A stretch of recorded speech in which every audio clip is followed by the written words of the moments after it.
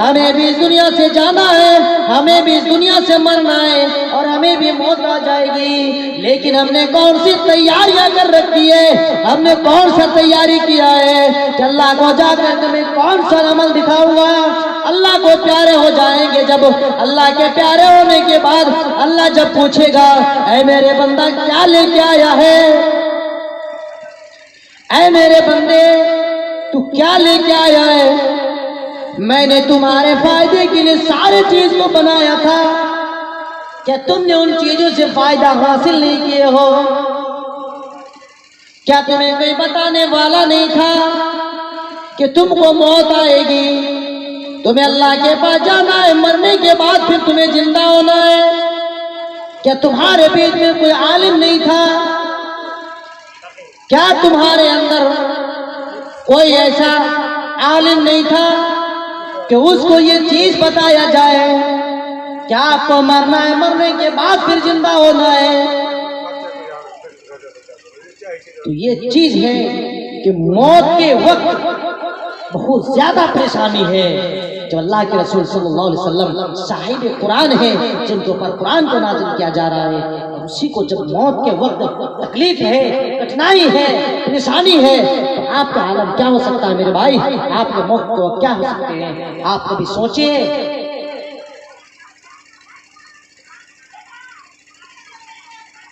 आप कभी सोचिए कि आप हमें मरना है और हमें अल्लाह के प्यारे होना है, चाहे किसी तरीके से हो, हमें खुशी से हो या नाराजगी हो, ये अल्लाह नहीं देखते मेरे भाई, ये अल्लाह नहीं देखते कि आप किस हाल में हैं, कहाँ हैं, किस सरजमीन पर हैं और आप किस हालत में हैं, आप नहीं जानते हैं। बहुत सारे आलिम हैं क्योंकि नमाज पढ़ाते पढ़ाते अल्लाह रब्बुल आलमीन के प्यारे हो गए हैं, नमाज पढ़ा रहे हैं, सूरह फातिहा भी मुकम्मल नहीं है, सूरह फातिहा मुंह पर रह गए हैं, आधा हुआ आधा मुकम्मल भी नहीं हुआ है, अल्लाह के प्यारे हो गए हैं। मेरे नौजवान साथियों, आपको मरना है, आप मौत की तैयारी कीजिए। और जब मौत की तैयारी कैसे होगी मेरे भाई, ये भी मैं बताऊं। जब आप मौत को याद करेंगे, जब आप किसी की जनाजे में जा रहे हैं और जनाजे की नमाज जब पढ़ रहे हैं, उस वक्त आप सोचिए कि हमारा भी कोई जनाजे की नमाज पढ़ाएंगे मेरे भाई। आपको सोचने की जरूरत है और सोचिए कि जब हमारे अंदर अभी ताकत है, जरूरत है, और जब हमारे रूह को निकाल लिया जाएंगे और रूह निकालने के बाद आप देखते रह जाएंगे कि हमारे रूह को जहन्नम के फरिश्तों को दिया जाता है या जन्नत के फरिश्तों को दिया जाता है। आप उसी वक्त अंदाजा लगा लेंगे कि मैं जहन्नमी हूँ या जन्नती हूँ, क्योंकि अल्लाह रब्बुल आलमीन कुरान करीम के अंदर इरशाद फरमाते हैं कि जब इंसान के रूह को निकाल लेते हैं, मलकुल मौत निकालने के बाद फरिश्तों को रूह को दी जाती है, फरिश्तों को रूह को दे देते हैं, लेकिन आप उस वक्त देख सकते हैं, अपने आँख खुले हुए रहते हैं और आप अपने आँखों से देख सकते हैं कि वो रूह को हमारे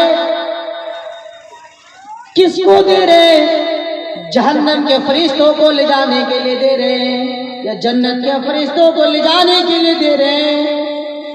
या तसव्वुर करो मेरे भाइयों, जबकि आपके आँख से खुली हुई देख सकते हैं लेकिन आप कुछ कर नहीं सकते, तो आपके अंदर भी जरूरत है, आप अभी नौजवान में हैं, आपके शरीरों के अंदर खून है, तो आप आइए और दीन का काम कीजिए, अच्छा अमल कीजिए। और आप अपने आंखों से देखना चाहते हैं कि हमारे रूह को जन्नत के फरिश्तों को मिले, हमारे रूह को जन्नत के फरिश्तों को मिले, तो तुम नेक काम करो, अच्छा अमल करो और अपने जुबान की भी हिफाजत करो ताकि तुम अच्छा अमल कर सको। तो मेरे भाई आप सब एक जगह में बैठ जाए शायद अच्छा हो, इधर उधर ना रहते हुए एक ही जगह में आइए तो अच्छा होगा और मुझे भी बोलने में अच्छा लगेगा। तो मेरे भाई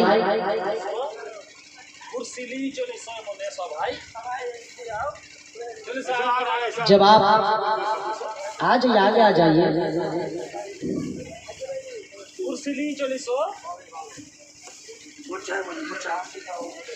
और मैं एक बात खास तौर पर कहना चाहूंगा कि हमारे माँ और बहन को, इन पर्दा नशीन ख़वातीन को, कि जब अल्लाह के रसूल सल्लल्लाहु अलैहि वसल्लम को मेराज ले जाया गया है, जब अल्लाह के रसूल सल्लल्लाहु अलैहि वसल्लम मेराज करने के लिए जा रहे हैं और उस वक्त अल्लाह के रसूल सल्लल्लाहु अलैहि वसल्लम देखते हैं कि औरत ज्यादा जहन्नम में, और उसी बात को आकर के अल्लाह के रसूल सल्लल्लाहु अलैहि वसल्लम ने बताते हैं क्या औरतों, ऐ खातून, मैंने सबसे ज्यादा जहन्नम के अंदर औरतों को देखा हो, औरतों को मैंने सबसे ज्यादा जहन्नम के अंदर देखा हो। और उस वक्त अल्लाह के रसूल सल्लल्लाहु अलैहि वसल्लम जिस बात को बयान कर रहे हैं, देखे मेरे प्यारे भाइयों और मेरे प्यारे बहनों और इस गाँव की औरतों, सुनो, इस बात पर जरा गौर करना कि जब अल्लाह के रसूल सल्लल्लाहु अलैहि वसल्लम इस बात को कह रहे हैं, ऐलान कर रहे हैं कि मैंने सबसे ज्यादा औरतों को जहन्नम के अंदर देखा हो, और वो जहन्नम के अंदर देखने के बाद ऐलान कर रहा है, तो ये खातून आ जाती अल्लाह के रसूल सल्लल्लाहु अलैहि वसल्लम के पास और पूछते हैं, अल्लाह के रसूल आप जरा बताएंगे कि जहन्नम के अंदर औरत क्यों सबसे ज्यादा है, क्यों सबसे ज्यादा औरत जहन्नम के अंदर है? अल्लाह के रसूल सल्लल्लाहु अलैहि वसल्लम फरमाते हैं, ऐ खातून, तुम सबसे ज्यादा नफरमानी करते हो, अपने शौहर की नफरमानी भी करते हो, और सारे ऐसे काम है, बहुत सारे काम है जो अपने आप को वो नफरमानी में शामिल कर देते हो।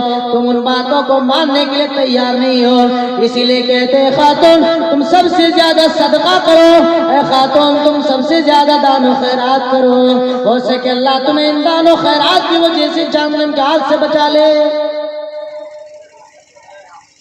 तो हमारे माए बहने सुने कि अल्लाह के रसूल सल्लल्लाहु अलैहि वसल्लम कहते हैं, और लोग भी सवाल भी कर रहे हैं, आज हमारे अंदर ये जरूरत नहीं है कि हमें जब कुरान और हदीस की सुन्नत की बातें बताए तो हम भी उससे सवाल करें जा करके कि क्यों और किस वजह से इस तरीके से मामला सामने आ जाते हैं। लाखों करोड़ों जलसे में जा रहे हैं, सुन रहे हैं, लेकिन किसी की हिम्मत नहीं है। जब हजरत हमारे फारूक के जमाने में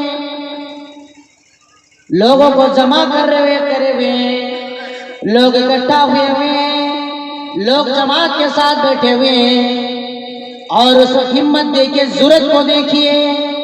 हजरत उमर फारूक कहते हैं, क्या इंसान, ऐ नौजवानों के जमात, ऐ लोगों, अगर मैं तुम्हें अल्लाह और उसके रसूल के दायरे से हट करके कुछ बात करने के लिए कहूँ, अगर अल्लाह और उसके रसूल की तरफ से और अल्लाह और उसके रसूल के दायरे से हट करके कुछ काम करने के लिए कहूँ, तो तुम क्या करोगे?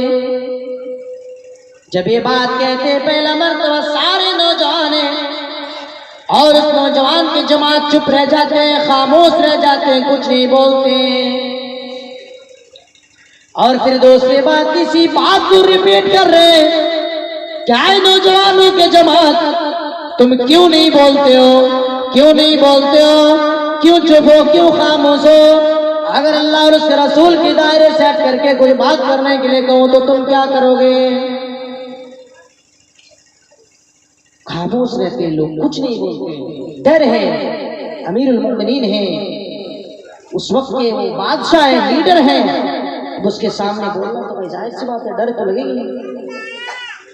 वो डर रहे हैं, कुछ नहीं कह रहे हैं। जब तीसरी बार इस बात को रिपीट कर रहे हैं, दोहरा रहे हैं, ऐ नौजवानों के जमात तुम क्यों नहीं बोल रहे हो, खामोश क्यों हो, तुम बोलो।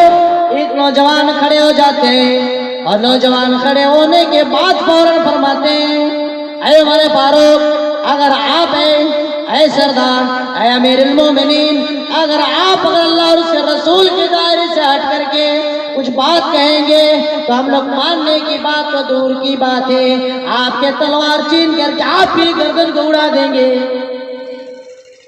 क्या आपकी तलवार को छीन करके आपकी गर्दन पर चला देंगे, आपके गर्दन उड़ा देंगे? तो सोचने वाली बात है मेरे भाई। बताओ मेरे प्यारे साथियों, उन नौजवानों के अंदर दीन के जोश कितने हैं, उनके अंदर जुर्रत देखिए, उनके अंदर हिम्मत तो देखिए। तो अमीरुल मोमिनीन है, वो प्रधानमंत्री है, वो पीएम है, वो देश के प्रधानमंत्री है, उस वक्त के वो अमीर है, और उसके सामने जब इस तरीके की बात किया जा रहा है तो इस तरह से जवाब दे रहे हैं, क्या है आपके अमीरुल मोमिनीन, आपके तलवार को छीन करके आपकी गर्दन उड़ा देंगे। आज अगर हमारे नौजवान के सामने कुछ बातें कह दिया जाए और वो बात कह देने के बाद अगर उसे कहा जाए कि तुम्हें अल्लाह और उसके रसूल की दायरे से कुछ करना है, हट करके इस बात को मानना है, तो फौरन राजी हो जाते हैं। कैसा ईमान है यार? आपके अंदर ईमान नहीं है, क्योंकि आपके अंदर अगर ईमान होते, अगर आपके अंदर जुर्रत है, आपके अंदर हिम्मत है, तो आप उस तरीके से जवाब दीजिए कि अगर आप हमारे दीन से हट करके कुछ बात करेंगे और हमें करने के लिए कहेंगे, मैं हरगिज नहीं करूंगा, और ये चीज इसे जवाब हो तो जवाब देना। आज हमारे अंदर हिम्मत नहीं है, क्योंकि हमारे अंदर ईमान की कमजोरी है। हम बेबस हो चुके हैं, हम मजबूर हो चुके हैं, ईमान नहीं है। तो ईमान को ताज़ा करने के लिए कौन सा अमल करना चाहिए? ईमान को किस तरीके से ताज़ा करोगे? क्या मेरे भाइयों, आज फेसबुक और इंटरनेट के ज़माना है, आप अपने दिल को गाना और तरह तरह की वीडियोस को देखते और दिल को सुकून हासिल कराते। अल्लाह के रसूल सल्लल्लाहु अलैहि वसल्लम फरमाते, जिन्होंने अपने कानों में गाना को सुना, बजने को सुना, ढोलक को सुना, और सुनने के बाद अपने दिल को मुतमईन किया है, दिल को सुकून हासिल किया है, अल्लाह की कसम उनके दिल अंदर से मुर्दा हो चुका है, वो मर चुका है, वो मर चुका है, वो मुर्दा हो चुका है मेरे भाई। उनके दिल जिंदा नहीं है, उनके अंदर ईमान नहीं है। आज हमारे नौजवानों,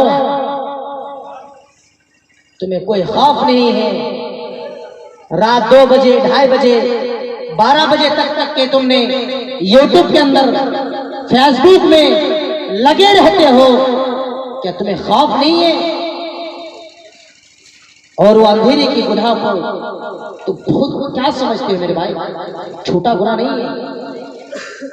जो तन्हाई की गुनाह है, ये बहुत बड़ा गुनाह है, ये बहुत बड़ा गुनाह है। आप जो तन्हाई में और अकेलापन में जो गुनाह कर रहे हैं, ये गुनाह आपके लिए कोई छोटी गुनाह नहीं है मेरे भाई, बहुत बड़ा गुनाह है। और इन गुनाह से बचे। हमारे नौजवान नस्ल आज रात 2 बजे, 2:30 बजे तक के मोबाइल चलाते हैं, फेसबुक के अंदर ऑनलाइन रहते हैं। अगर उसी टाइम में किसी आलिम की तकरीर को सुने होते और किसी कुरान की आयत को सुने होते, शायद कि उनके दिल के अंदर रहम पैदा हो जाता, ईमान ताजा हो जाता। लेकिन उन्होंने पुराना तस्वीरों को देखा है, लेकिन उन्होंने बरहाना तस्वीर को देख रहा है और तरह तरह की वीडियो आ रहे हैं, उसी वीडियो को देख रहे हैं और अपने रात को गुजार रहे हैं। ऐ नौजवानों के जमात, ऐ लोगों, ऐ नौजवानों सुनो, या मेरी की गुनाह अल्लाह रब्बुल आलमीन तुम्हें माफ नहीं करेंगे। और अल्लाह रब्बुल आलमीन फरमाते हैं कि बंदा जिस हाल में मरेगा, बंदे के जिस हाल में मौत आ जाएगी, क़यामत के दिन उसे उसी हालात में उठाया जाएगा। अगर आप कोई खराब वीडियो देखते हुए अगर आपके मौत आ गई, इंतकाल हो गए हैं, तो आप उसी हालत में उठा लिया जाएगा मेरे भाई। आप हो सके किसी गलत काम कर रहे हैं और उस गलत काम करते करते आपके मौत आ गए हैं, तो आप उसी हालत में अल्लाह रब्बुल आलमीन उठाएंगे और लोग देखेंगे आपको। हमें नौजवान नस्ल समझना चाहिए, सोचने की जरूरत है। और हमारे नौजवान नस्ल को खास करके मैं इस बात को कह रहा हूँ, जब जब सुधर जाओगे हमारे मुआशरे की इस्लाह हो जाएगी मेरे भाई, हमारे मुआशरा खुद ब खुद सुधर जाएगा। क्योंकि आज सबसे ज्यादा बुराई देखी जाए तो हमारे नौजवान साथियों का है, क्योंकि इन्होंने इन बुराइयों पर तवज्जो दिया है, इन बुराइयों से कंट्रोल नहीं कर रहे। और सबसे ज्यादा हमें जरूरत है घर के गार्जियनों से कहने की कि वो अपने नौजवानों लड़के को, बेटा अपना बेटी को स्मार्टफोन दिला देते, लेकिन उसको ये खबर नहीं रहते कि हमारे बेटा हमारे बेटी ये स्मार्टफोन के अंदर क्या देख रहे हैं। ये मॉडर्न जमाने की तौर पर दिया जा रहा है। अगर उसे बोला जाए कि आप अपने लड़कियों को काय फोन दे देते हैं, क्यों फोन देते हैं, अपने 12 साल 10 साल 5 साल 2 साल के बच्चों तो को भी मोबाइल दे देते हैं। माँ बाप सो जाते, नींद आ जाते, लेकिन 2 साल के बच्चे को नींद नहीं आते, 2 साल के बच्चे मोबाइल देखते रहते हैं। बताओ मेरे भाई, कहते हैं बच्चों को मोबाइल में पढ़ा रहे हैं। मेरे भाई उस पढ़ने के दौरान, देखने के दौरान जो ऐड आते हैं ना, उस ऐड के ऊपर आप गौर कीजिए कि वो इस ऐड किस तरीके से आते हैं। आप अगर किसी आलिम की तकरीर भी सुन रहे होते हैं ना, अगर किसी के सामने है तो इस तरीके के ऐड आ जाते हैं कि आप वहां रुकने का लायक नहीं, आप खड़े नहीं हो सकते हैं मेरे भाई। तो आपने 2 साल 3 साल बच्चे के कैसे मोबाइल थमा दे रहे, एंड्रॉइड फोन थमा दे रहे, और आप उसके तलाश ही नहीं ले रहे कि ये क्या कर रहे हैं, मोबाइल के अंदर क्या देख रहे हैं। आपने उसको सिर्फ इंस्टॉल करने के लिए बैलेंस दिया है, लेकिन आज उसके फोन में 1.5 GB डेटा रोजाना आ रहे, और ये 1.5 GB डेटा कहां से आ रहा है, इनका रिचार्ज का पैसा कौन दिया है, तुमने इसका भी पता लगाए हो? लगाओ, इस चीज की पता लगाओ कि हमें इस चीज की जरूरत है, पता लगाने की जरूरत है कि मैंने तुम्हें 100 रुपया का बैलेंस मोबाइल में दिया था, लेकिन तुम्हारे फोन में 265 रुपए की बैलेंस किस तरीके से आ गया है। तुम्हारे फोन के अंदर 1.5 GB डेटा कहां से रोजाना आ रहा है। आप उसे पूछे और ये हिम्मत बनाइए कि मैं उसे पूछूं, उनके फोन को भी कभी चेक कीजिए। और जब इस चीज से आप नहीं रोकेंगे, जब आप चेक